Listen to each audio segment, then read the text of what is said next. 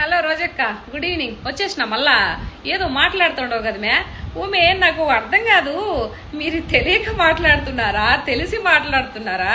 అసలు ఏమి మాట్లాడుతున్నారు మే మీరు?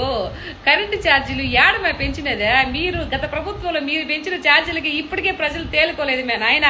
కొంచెం చూసుకోమే. నిత్యావసర సరుకులు పెంచింది మీరు మే. మీరు చేసిన నిజాలు తిరిగి మీడియా ముందు చెప్తే ఎట్టమే? తర్వాత ఇసుక ఏదో అంటుంటావు కదా, ఓవే బద్వేల దగ్గరికి రా చూపిస్తా. నేను ఒకసారి కారులోకి పోతా, అవే ఉన్నావు ఈ తెల్లటి కొండేమో మలిసితేమనుకున్నా, తెల్ల కొండ కదా అది.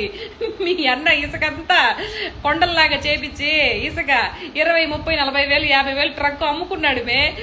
నువ్వు నిజాలన్నీ అప్పుడు జరిగినాయి అన్ని ఇప్పుడు ప్రెస్ మీట్ పెట్టి చెప్తే మా అన్న ఎట్ట తలెత్తుకోవాలి మే? నెక్స్ట్ ముఖ్యమంత్రి ఎలా అవుతాడు మే? ఏడ దిక్కుమాల సందమే మీరు. ఏదో ఒకటి మాట్లాడబట్టే మీరు 4 మాట్లాడతారు.